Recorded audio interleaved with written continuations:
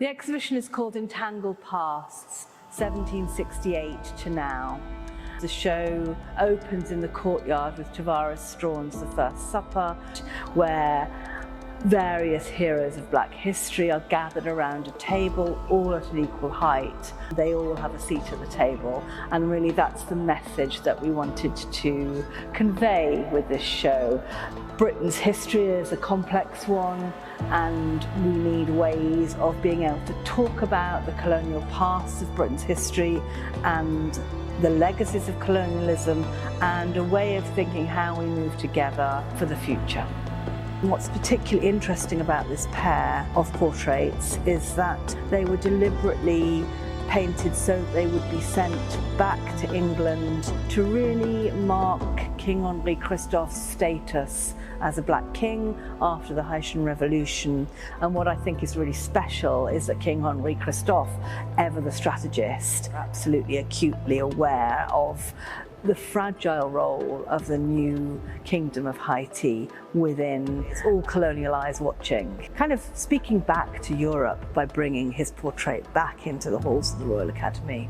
So it's a very special portrait.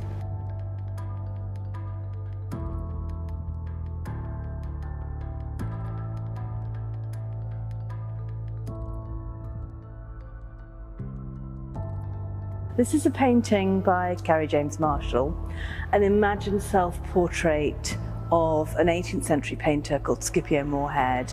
Is known to us only through a reference in a dedication in a poem from Phillis Wheatley, but we know nothing else about Scipio. And so he's an artist who could easily fall through the gaps, but he was an artist we know who existed.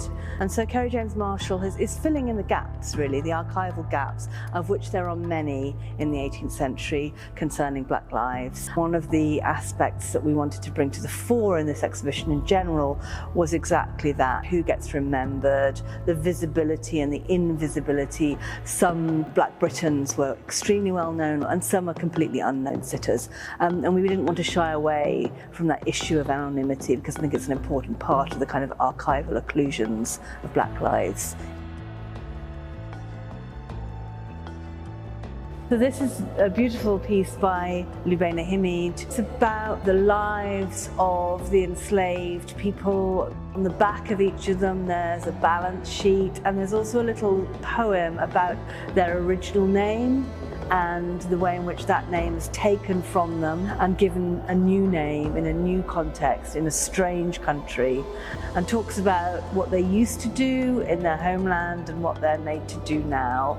So it's about, both their survival and the dignity in that survival, but also what they've lost.